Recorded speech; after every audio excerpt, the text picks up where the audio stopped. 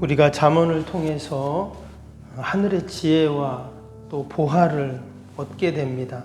우리 인생의 모든 문제의 해답을 우리는 잠언에서 찾을 수가 있습니다. 그래서 오늘도 잠언을 통해서 하나님이 주시는 그 지혜를 우리가 얻고 오늘 하루도 승리하는 그런 은혜와 복이 있을 줄로 믿습니다. 그러면 우리가 잠언을 그냥 읽기만 하고 듣기만 하면 저절로 그런 지혜가 우리에게 오는가? 당연히 잠언은 귀한 말씀이고 또 좋은 말씀들이지만 우리가 이 잠언을 통해서 지혜를 얻는 방법은 묵상이라는 과정을 통해서 우리에게 지혜가 주어집니다. 그래서 영적인 대가들은 하나같이 이 묵상이라는 방법을 강조를 했어요.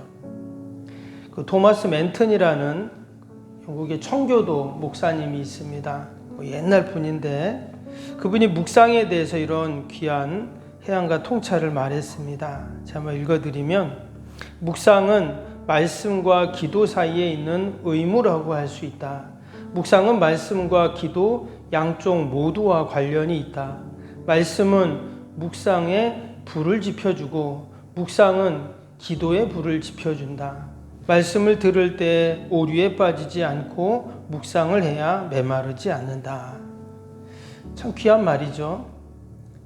이 묵상이라는 것이 말씀을 통해 묵상이 불이 지펴지고 또 묵상을 통해서 기도가 불이 지펴지는 그러한 역할을 한다는 것입니다. 에드먼드 칼람이라는 분도 묵상의 기술에서 이런 말을 했습니다. 묵상은 단순히 여러 가지 의무 중 하나의 의무가 아니다. 묵상은 다른 모든 의무들의 본질이요 정수이다. 묵상은 기독교 신앙의 생명이요 영혼이다. 묵상하지 않는 그리스도인은 살아있다고 해도 실상은 죽은 자이다. 한 번 더 얘기하면 리차드 그램햄이라는 목사님은 묵상을 이렇게 말했습니다. 묵상은 성경 읽기와 설교 듣기, 기도와 성례의 힘이요 또 생명이다. 묵상이 없으면 이 모든 것들이 연약해지고 무익해진다. 한마디로 이 묵상이 얼마나 중요한지를 다 이야기를 하고 있습니다. 우리가 이 잠언의 말씀을 읽고 또 듣지만 그냥 거기서 우리가 머무르는 것이 아니라, 여러분 오늘 하루도 오늘 18장인데 17장인데 이 잠언을 다시 한번 한 절 한 절 또 묵상해 보고 또 그 안에서 하나님이 우리에게 주시는 지혜를 꼭 얻는 저와 여러분이 되기를 축복합니다. 오늘은 특별히 가정에 대해서 교훈하는 말씀들이 여러 군데 나옵니다. 여러 가지 주제들이 나오지만 특별히 가정에 대해서 1절을 한번 볼까요? 이렇게 시작이 되고 있어요. 마른 떡 한 조각만 있고도 화목하는 것이 제육이 집에 가득하고도 다투는 것보다 나으니라. 우리가 충분히 공감이 되는 그런 말씀입니다. 여기 보니까 마른 떡 한 조각이라는 표현을 썼어요. 여러분, 떡이라는 것은 어떻습니까? 먹기에 좋아야 되잖아요. 부드럽고 그래야 되는데 마른 떡이라는 것은 거칠고 그렇게 좋은 떡이 아닌 것이죠. 또 한 조각밖에 없다 그러니까 아주 적은 양. 지금 이 가정은 분명 여러 상황이 어려운 또 못 사는 그런 집일 것입니다. 그런데 뭐와 비교를 했어요? 제육이 가득한 고기 반찬이 막 가득한 집하고 비교를 하는데 뭐가 더 낫다고 했어요? 마른 떡 한 조각 있는 게 더 낫다. 왜? 화목한 것이 고기 많고 잘 사는 것보다 없어도 가정이 화목해야 된다는 그런 이야기를 지금 하고 있습니다. 여러분, 가정은 누가 세우셨습니까? 하나님이 세워주셨죠. 창세기 말씀에 보면 아담과 하와의 가정을 만들어 주셨습니다. 그런데 그 가정에 죄가 들어오기 전까지는 너무나 행복한 가정이었어요. 하나님과도 늘 교제하고 또 가정 안에서도 늘 행복한. 근데 죄가 들어오면서 그 행복과 화목이 사라지게 됩니다. 하나님께 불순종하게 되고 또 그 가정 안에는 다툼과 갈등과 오해와 또 더 나아가서는 그 고생과 수고로움이 그 가정에 가득 차게 되었다는 것이죠. 겉으로는 아무 문제가 없어 보일 수도 있지만 그러나 조금만 들여다보면 그 가정에는 참된 행복이 없었다는 것입니다. 그래서 하나님께서 우리의 가정들을 보시고 불쌍히 여기셔서 예수 그리스도를 이 땅에 보내셔서 잃어버린 그 가정의 화목을, 행복을 여러분 다시금 되찾아 주셨는 줄로 믿습니다. 그래서 우리의 가정의 주인은 누구입니까? 예수님이 되어야 합니다. 절대 우리의 가정의 주인이 돈이 되어서도 안 되고 또 자녀가 되어서도 안 되고 또 부모가 되어서도 안 됩니다. 오직 우리의 가정에 예수님이 주인이 되실 때 진정 그 가정은 하나님이 원래 만드셨던 그 가정의 행복과 화목을 분명히 되찾게 될 줄로 믿습니다. 오늘 그 가정을 그처럼 중요하게 다시금 언급하는 그 이유가 무엇인가? 오늘 우리의 가정들이 어떻게 하면 여러분 화목할 수 있습니까? 이어지는 2절 한번 보겠습니다. 슬기로운 종은 부끄러운 짓을 하는 주인의 아들을 다스리겠고 또 형제들 중에 유업을 나누어 얻으리라. 밑에 4절, 6절도 한번 볼까요? 손자는 노인의 면류관이요 아비는 자식의 영환이라. 맨 밑에 21절도 한번 보시면 거기도 자녀에 대한 얘기가 나오는데 21절 미련한 자를 낳는 자는 근심을 당하나니 미련한 자의 아비는 낙이 없느니라. 25절에 미련한 아들은 그 아비의 근심이 되고 그 어미의 고통이 되느니라. 자식에 대한 이야기들이 지금 쭉 이야기를 하고 있어요. 그런데 여기 보니까 앞에 부분에는 자식, 손자, 자식은 부모의 영화이고 또 면류관이다 이런 표현도 썼는데 밑에 보니까 미련한 자식 때문에 근심하고 또 그 어미가 고통을 당하게 된다 이런 얘기를 지금 하고 있어요. 그래서 똑같은 자녀가 있지만 때로는 그 자녀가 영광이 되고 면류관이 되기도 하고 때로는 근심거리가 되고 고통거리가 되기도 한다. 좀 이렇게 이야기를 하고 있어요. 어떻게 하면 우리의 자녀가 영화롭고 또 면류관이 될 수가 있을까요? 바로 그 자녀에게 이 잠언의 말씀, 그 지혜를 우리가 가르치고 교훈할 때, 여러분 그럴 때 우리의 자녀들이 하나님의 기쁨이 되고 또 우리 부모의 기쁨이 되는 줄로 믿습니다. 지금 솔로몬이 자신의 자녀들에게 이 잠언의 말씀들을 이야기한다 그랬죠. 우리가 생각해 보면 여러분 솔로몬은 어떨까요? 어렸을 때 부모에게 그 교육을 잘 받았을까요? 당연히 솔로몬의 아버지는 다윗입니다. 다윗이니까 다윗이 솔로몬에게 하나님의 말씀을 잘 전해줬겠지 이렇게 우리가 여길 수가 있어요. 근데 또 다른 한편으로 생각하면 다윗에게는 많은 왕자들이 있었습니다. 자녀들이 있었어요. 근데 하나같이 다 배다른 자녀들이잖아요. 솔로몬도 마찬가지입니다. 솔로몬도 우리로 치면 서자의 아들이에요. 정실 부인이 아니었잖아요. 밧세바의 아들이니까. 그래서 아마 분명히 솔로몬은 자신이 부모에게 그런 신앙과 믿음과 이런 하늘의 지혜를 얻어야 되는데 분명히 많이 얻지 못했을 거예요. 그래서 그가 왕이 되자마자 가장 먼저 하나님 앞에 달려나가서 하나님 저에게 지혜를 달라고 듣는 마음을 달라고 그렇게 하나님께 기도하고 그 지혜를 얻었죠. 여러분 우리가 우리의 자녀들에게 해줄 수 있는 것이 참 많이 있지만 우리가 우리 자녀들에게 꼭 여러분 하늘의 지혜를 가르치고 교훈하고 또한 알려주어야 할 줄로 믿습니다. 그것이 자녀가 잘 되고 복되는 이유인 것이죠. 시편 127편 3절 말씀에 보라 자식은 여호와의 기업이요 태의 열매는 그의 상급이다 그랬습니다. 예전에도 한번 말씀드렸지만 여기서 이 기업이라는 단어가 기업을 나눠준다, 기업을 물려준다 이런 표현이 있는데 이 기업이라는 단어에 소유, 재산, 또 상속 이런 뜻도 있지만 숙제라는 뜻이 있어요. 그래서 우리 부모들은 자녀들에게 기업을 나눠주는데 또 다른 한편으로는 우리 자녀들에게 우리 부모들이 해야 할 숙제가 있다는 말입니다. 하나님이 우리에게 맡겨주신 그 자녀들을 어떻게 하면 우리가 잘 돌보고 양육하고 또 하늘의 지혜로 이 땅에서 지혜로운 자로 살 수 있게 해야 하는 책임이 우리에게 분명히 있다라는 것입니다. 우리의 가정이 날마다 화목하고 복된 가정이 될 수 있는 이유가 무엇인가?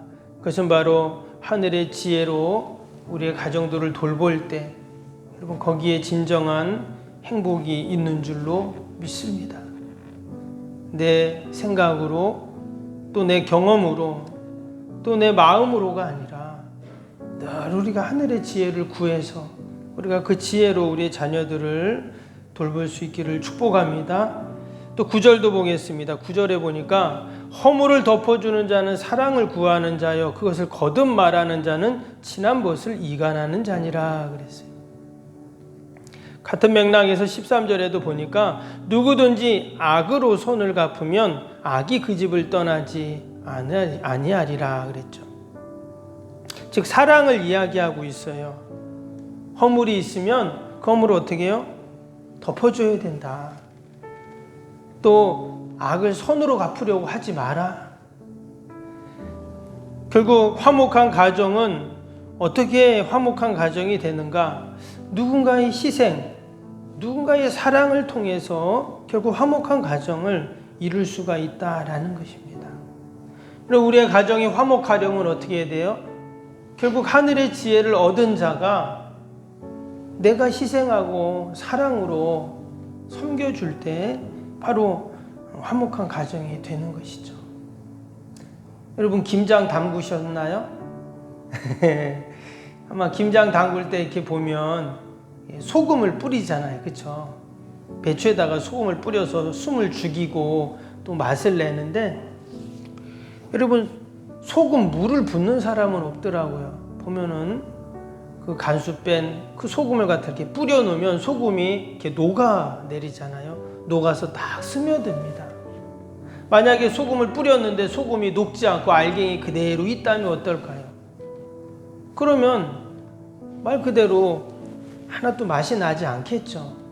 근데 그 소금이 녹아서 그 짠 성분이 음식물에 이렇게 스며들어서 결국 맛있는 그 김장이 되는 것처럼 여러분 우리가 내가 희생하고 내가 녹아져 내려가고 내가 사랑을 그렇게 베풀 때 거기에 진정한 화목이라는 열매가 맺히게 되는 것이죠. 레위기에 보면 화목제가 나옵니다. 제사법 중에 화목제가 있죠. 그것은 하나님의 은혜에 감사하거나 뭔가 서원할 때 화목제를 드리게 되어 있습니다. 또 한 가지는 내가 뭐 잘못하고 뭐 또 그런 것들 죄를 지었는데 하나님이 용서해 주신 것에 대해서 감사할 때 또 이 화목제를 드리기도 했습니다. 근데 예수님께서 성경에 보니까 예수님께서 친히 화목제물이 되셨다 그런 표현이 나오죠. 예수님이 화목제물이 되셨어요. 즉 예수님께서 자신이 제물이 되셔서 희생하셔서 화목을 만드셨다는 거예요.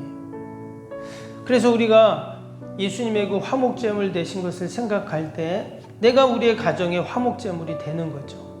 내가 우리의 교회의 화목제물이 되고 또 내가 있는 자리에서 예수님처럼 내가 화목제의 제물이 되어서 드려질 때 진정 거기에 감사가 나오게 되고 또 은혜가 있게 되고 또 거기에 화목이 있게 된다는 것입니다.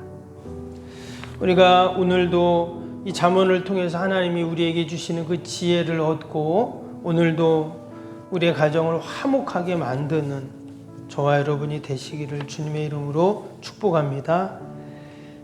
오늘 수요일 기도 함께 하겠습니다. 46번부터 60번까지 46번부터 60번까지입니다.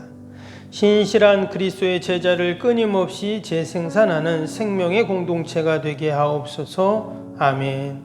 주님의 마음으로 성도들을 섬길 수 있는 평신도 지도자들이 세워지게 하옵소서. 아멘. 세워진 평신도 지도자들이 자신의 은사를 따라 교회를 섬기게 하옵소서. 아멘. 부흥의 새 시대를 준비하며 다음 세대를 책임지는 교회가 되게 하옵소서. 아멘. 복음의 능력으로 통일한 국가 글로벌 시대를 감당할 다음 세대를 준비하게 하옵소서. 아멘. 다음 세대들이 성경적인 가치관으로 무장되어 열방을 품고 나아가게 하옵소서. 아멘. 우리 아이들이 지성과 감성과 영성을 겸비하여 새 시대의 부흥의 주역들이 되게 하옵소서. 아멘. 이웃들을 목자의 심정과 긍휼의 마음으로 품고 사랑으로 섬기게 하옵소서. 아멘. 교회가 지역사회 주민들의 소통의 장소로 아름답게 사용되게 하옵소서. 아멘. 늘 섬김의 자리에 있게 하시고 지역의 자랑이 되는 교회가 되게 하옵소서. 아멘. 지역교회와 협력하여 함께 부흥하고 포항 성시화에 쓰임받게 하옵소서. 아멘. 온 성도들에게 구령의 열정이 불타게 하시고 영혼 구원에 힘쓰게 하옵소서. 아멘. 주님의 지상 명령을 수행하며 주님의 소원을 이루어 드리는 교회가 되게 하옵소서. 아멘. 세계 복음화를 위해 더 많은 선교사와 선교지를 품고 섬기게 하옵소서. 아멘. 새 성전 건축이 열방의 구원을 위해 거룩한 선교센터가 되게 하옵소서. 아멘. 예수님의 이름으로 기도합니다. 아멘. 사랑과 은혜가 충만하신 하나님 아버지, 우리가 늘 잠언을 통해서 지혜를 얻게 하시고, 그래서 그 지혜로 우리의 가정을 화목하고 행복한 가정이 만들게 하여 주옵소서. 하나님, 특별히 화목한 가정은 누군가의 희생과 사랑이 필요한 줄 압니다. 하늘의 지혜를 얻은 우리들이 하나님 늘 희생하고 또 섬기고 사랑함으로 우리의 가정과 교회와 또 내가 속한 모든 것이 늘 화목하고 행복하게 하여 주옵소서.